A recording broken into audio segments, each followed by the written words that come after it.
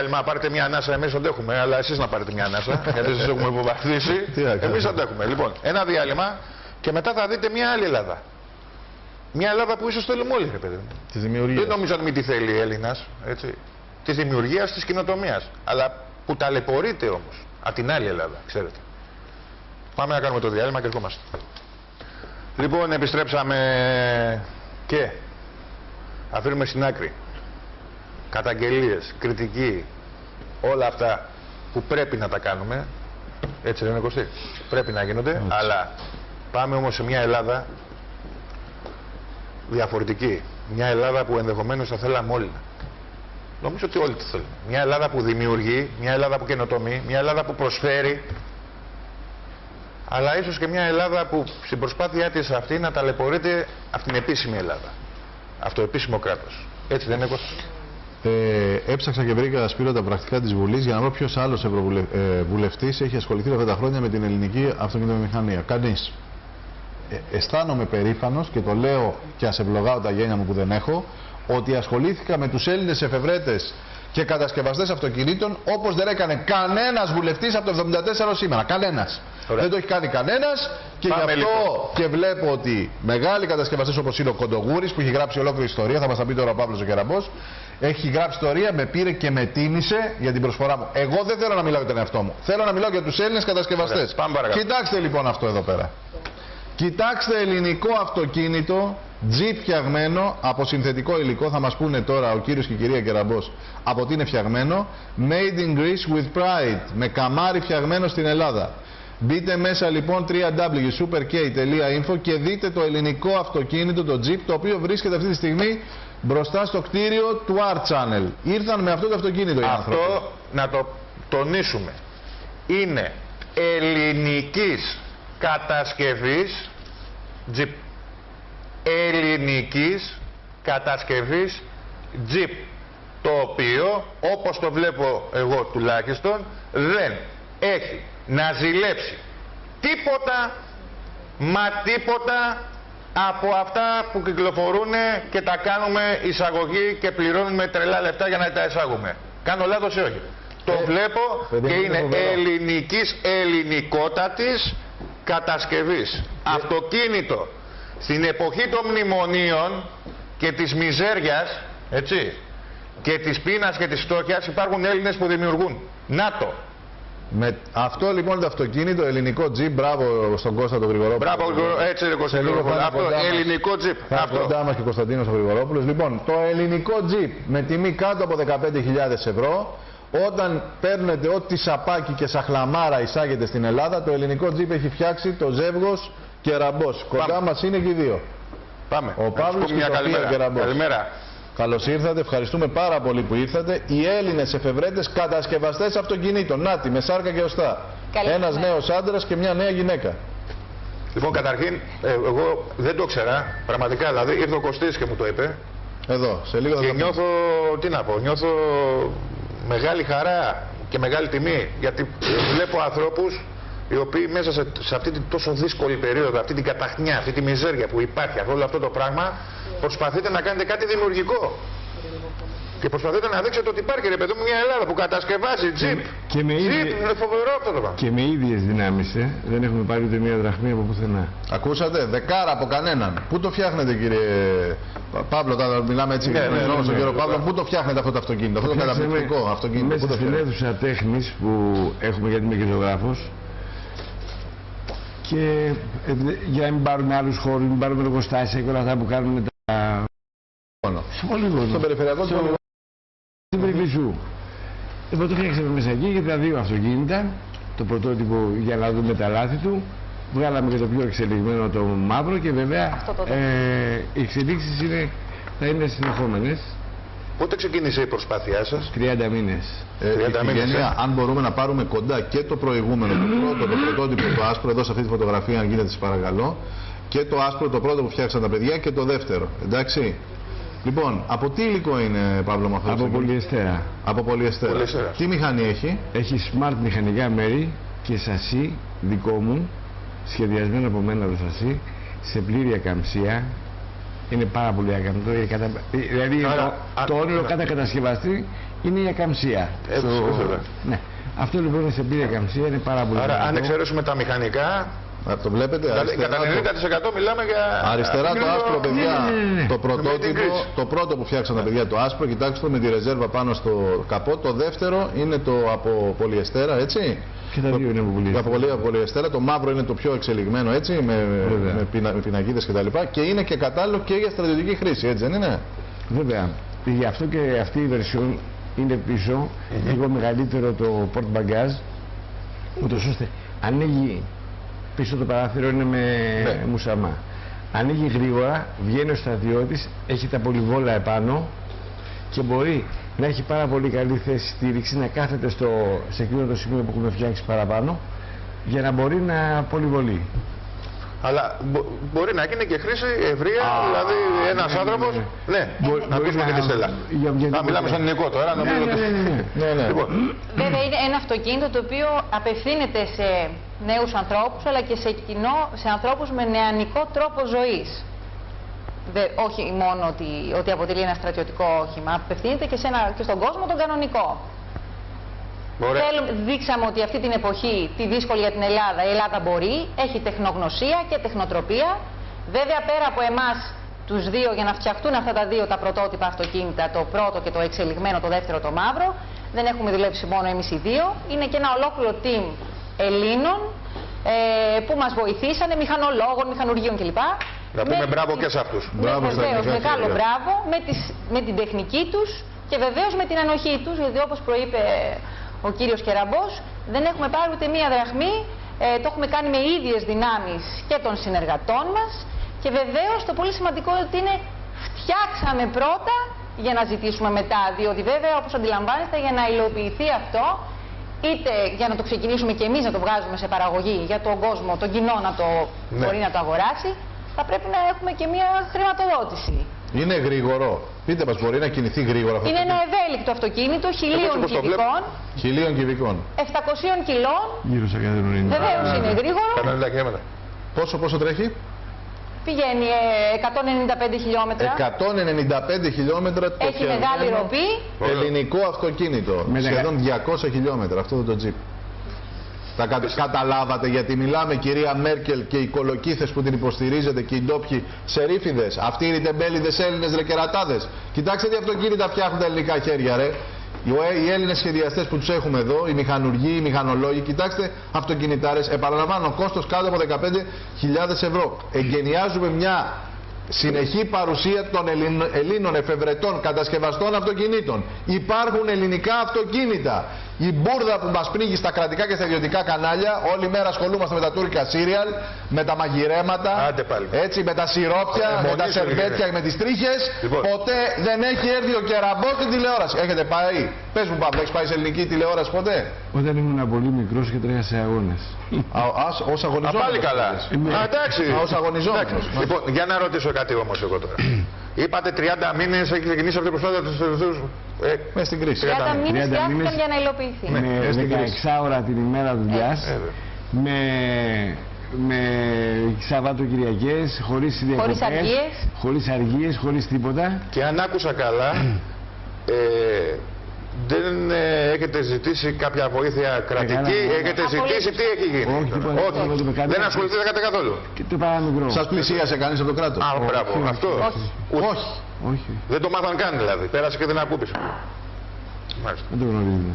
Άρα προφανώς δεν έχετε πάει ακόμα, γιατί αν άκουσα καλά τη Στέλλα είπε ότι πρέπει να ολοκληρωθεί πρώτα το project και μετά. Κατάλαβα καλά. Και συγκεκριμένα εντός των προσεχών ημερών είναι κάτι που θα ξεκινήσουμε να ασχολούμαστε, διότι τώρα τελείωσε ουσιαστικά το δεύτερο αυτοκίνητο. Μπράβο. Οπότε ούτως ή άλλως αντιμετωπίζετε τα γνωστά προβλήματα που αντιμετωπίζει, ξέρω εγώ, ένας άνθρωπος ο οποίος κάτι θέλει να δημιουργήσει, κάτι θέλει να φτιάξει, ωραία, και πέφτει πάνω στη γραφειοκρατία την ελληνική. Αυτά νομίζω ότι θα πρέπει να τα έχετε αντιμετωπίσει πέρα από... Ακόμη επί της ουσίας δεν το έχουμε αντιμετωπίσει. Διότι δεν έχουμε... Δεν τους αγγίξατε. Δεν τους αγγίξατε. Δεν ασχοληθήκατε με το ελληνικό κράτος για να γλιτώσετε. Δεν μου λέτε, μπαίνει εύκολα σε παραγωγή αυτό το αυτοκίνητο?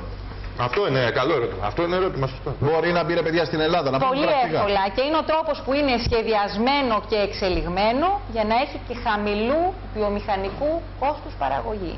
Πάρα πολύ εύκολα. Δηλαδή στις εκθέσεις έχετε με κάτω από 15.000 κόστος. Το καταλάβατε. Αλλά Πάμε το και παίρνουμε σαπάκια ξένα και έχουμε εδώ ελληνικά αυτοκίνητα. Το εργοστάσιο δηλαδή που θέλουμε να κάνουμε. Ακριβώς. Ναι. Δεν είναι η Fiat να κάνουμε. Εντάξει, Αυτό ναι. είναι Αυτά ο λέμε. σκοπός. Είναι απλά πράγματα. Γίνεται απλά. Τώρα θα ξεκινήσουν τα προβλήματα. Με το κράτος, σας το λέω. Και ελπίζω μετά από αυτήν την εκπομπή, αν κάποιος κρατικός λειτουργός την έχει δει, να βοηθήσει. Διότι τώρα θα ξεκινήσω. Γιατί θα πρέπει. Άκου εδώ τώρα. Κάποιος κρατικός ρε φίλε. Τρεις εργοστάσιο. υφυπουργούς για την ανάπτυξη. Σοβαρά μιλάμε τώρα. Πλάκα κάνεις τώρα. Βλέπουν Art Πλάκα Channel. κάνεις. Να πάρουν, να αφήσουν το ροχαλιτό και να ασχοληθούν. Καλά. Δεν μου λέτε κύριε. Λοιπόν, δεν μου κάτσε λέτε λίγο να το τελειώσω λίγο.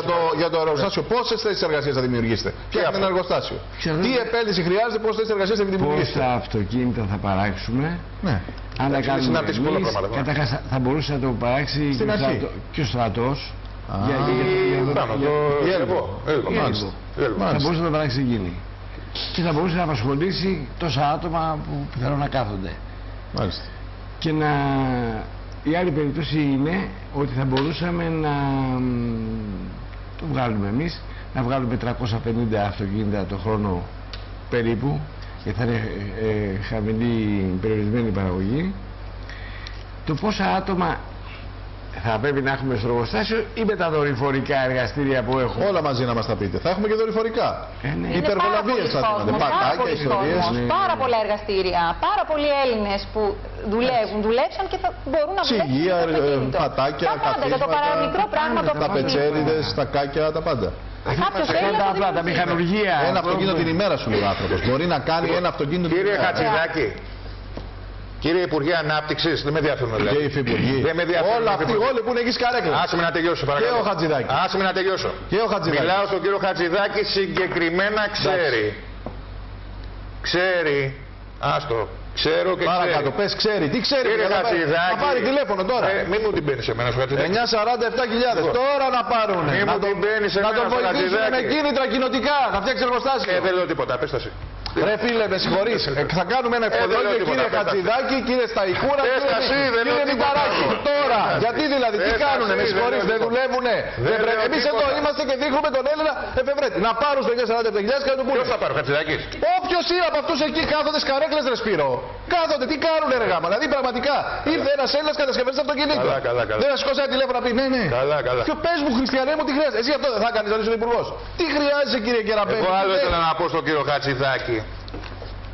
Άλλο ήθελα να πω, αλλά άστο. Οπότε τώρα θα μπείτε στη διαδικασία Ακριβώς. να αρχίσετε να ψάχνετε για αναπτυξιακούς νόμους, για ζώνη, που να φτιάξετε το εργοστάσιο. Σας εύχομαι καλή ταλαιπωρία. Ειρωνικά το λέω. Έτσι, σας εύχομαι καλή ταλαιπωρία.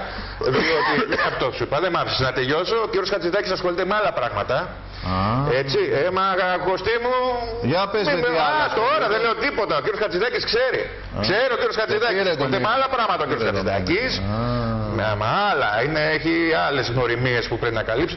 Και δεν θα ασχοληθεί τόσο πολύ από ό,τι φαίνεται το επόμενο χρονικό διάστημα με ανθρώπους σαν και εσάς. Που δημιουργούν και θέλουν να φτιάξουν μια μονάδα παραγωγής που θα δημιουργήσει θέσεις εργασίας. Έτσι. Σας το λέω. Καλή ταλαιπωρία.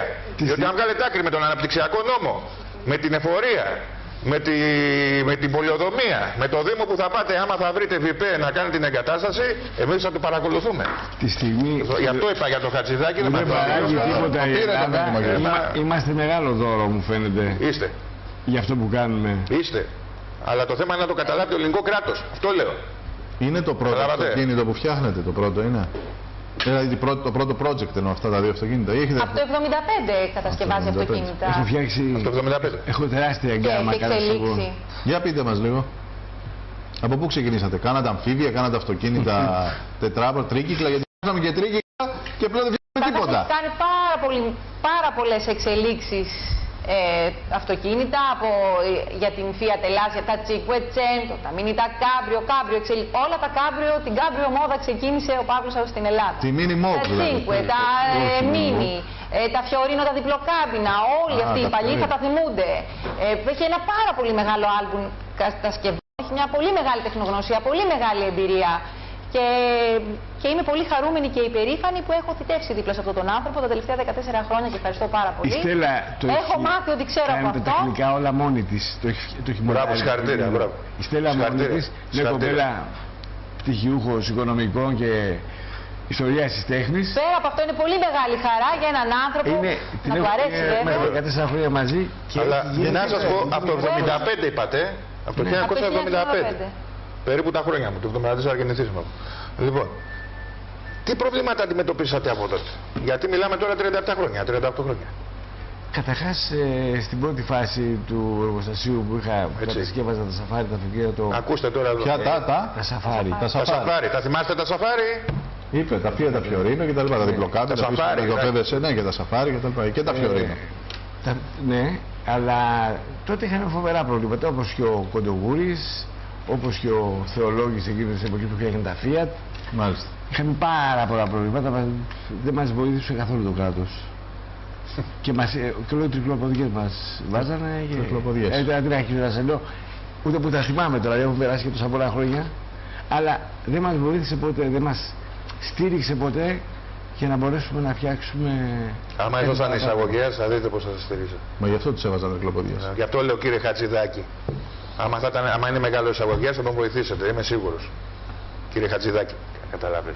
12 και 10 αφήνω πράγματα. Κύριε Χατζηδάκη, εδώ τους παραγωγούς, είσαι Υπουργός Ανάπτυξης. Τα 20 δις περιμένουν στην Ευρωπαϊκή Ένωση. Κάθονται, αυγατίζουν. Τι κάνετε? Ασχολείστε με τους εισαγωγείς. Και με τους παραγωγούς πότε θα ασχοληθείτε, κύριε Χατζηδάκη?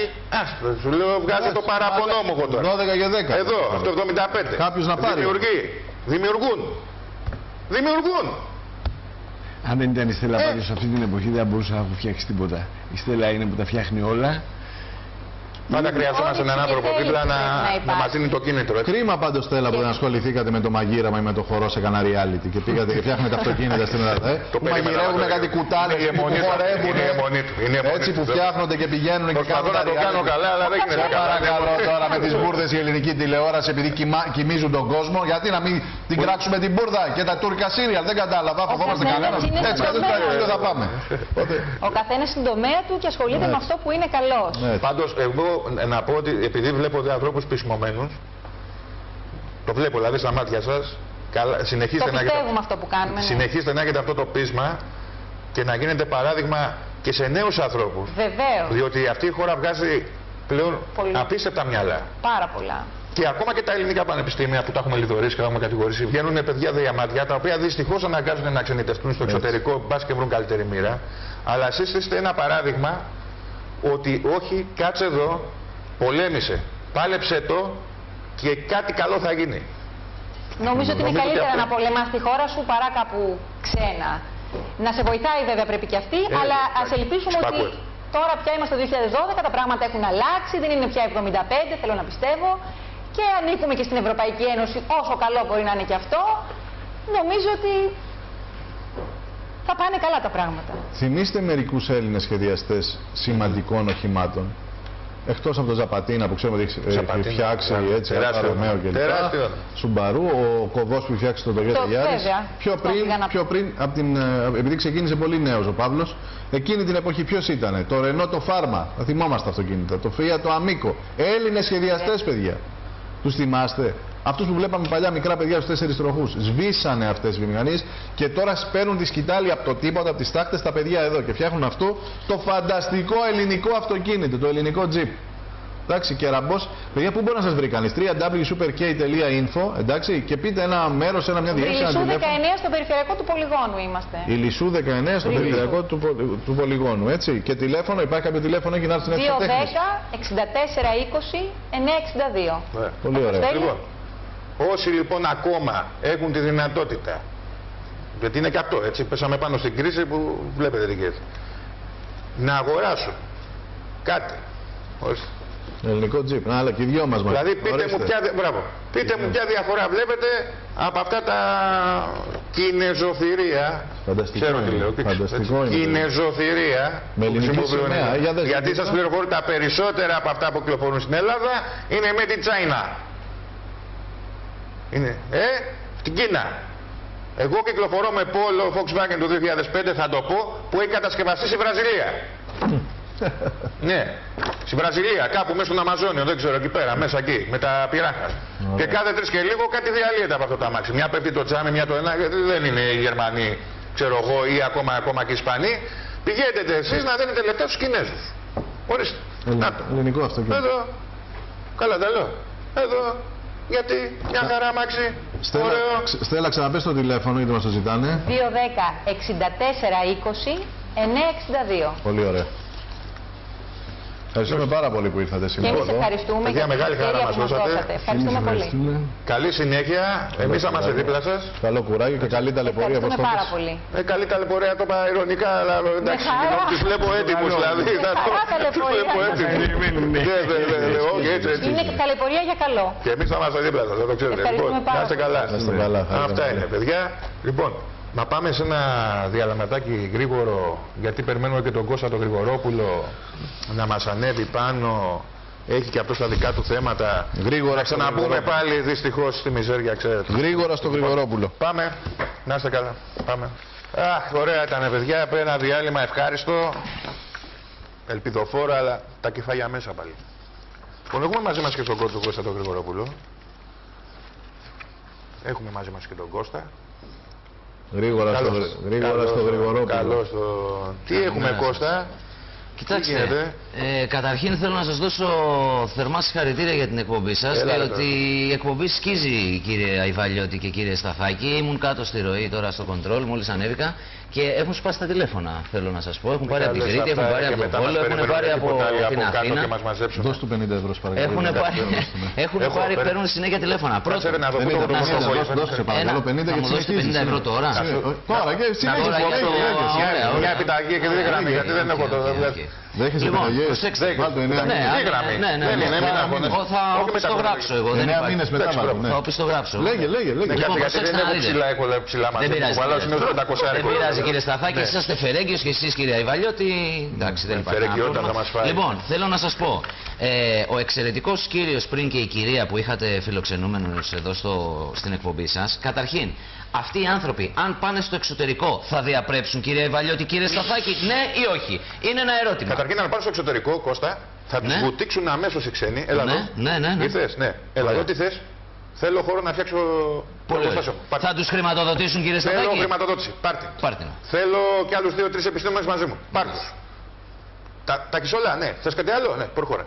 Εδώ στην Ελλάδα, γιατί αυτοί οι άνθρωποι, κύριε Αϊβαλιώτη, κύριε Σταθάκη, να μην έχουν την βοήθεια ούτως ώστε να μπορέσουν? Ο κύριος αξιότιμος κύριος Σαμαράς προεκλογικά έλεγε ανάπτυξη. Πού είναι η ανάπτυξη? Εδώ πέρα έρχονται οι άνθρωποι, έρχεται φαιά ουσία, έρχονται μυαλά, κύριε Αϊβαλιώτη. Ποια είναι η ανάπτυξη? Είχαμε προεκλογική ανάπτυξη 2 μηνών μόνο. 2 μήνες δεν είχαμε ανάπτυξη και προσλήψεις, κύριε Αϊβαλιώτη. Κωνσταντίνε, μου ασχολείσαι με τα αυτοκίνητα. Μάλιστα. Όταν έγινε η Smart, φτιάχτηκε η βιομηχανία Smart. Όχι, στη Γαλλία, μεταξύ στη Λορένη, στην περιοχή της Λορένης, κοντά στη Γερμανία. Δεν πουλούσε επί χρόνια τίποτα. Και ξαφνικά αρχίσαν οι επιδοτήσεις και οι ενέσεις οικονομικές, αυτό που είπε ο Κωνσταντίνος. Τους τρομπάρανε και οι υπαλλήλους, αυτούς τους μηχανολόγους επιστήμονες και πήρε μπρος η Smart και έχει κατακλείσει τον κόσμο σήμερα. Και έρχεται ο Κεραμπός και έρχεται το κινητό που είναι και κάμπριο κιόλας, έτσι. Ξεχάσαμε το που είναι και κάμπριο. Έτσι. Και έρχεται την αμαξάρα. Ακριβώς. Λοιπόν, και λέει τώρα ο Κωνσταντίνος, δεν θα τους δίνανε επιδοτήσεις και κίνητρα. Στη Γαλλία λες, όχι εδώ. Στη Γαλλία ρε φίλε. Και είπες πριν η εισαγωγής. Το πιάσαν αυτό οι φίλοι μας, τι εννοούσε ο Σταθάκης που είπε η εισαγωγής. Αυτοί που ξέρουν το πιάσαν. Έτσι, μπράβο. Λοιπόν, επειδή μου λες για ανάπτυξη τώρα. Ναι. Περίμενε ρε παιδί μου, είπε ο άνθρωπος ανάπτυξη, δεν είπε? Δεν είπε ανάπτυξη, ότι έλεγε ο άλλος. Ο άλλος. Έλεγε ανάπτυξη ο άλλος.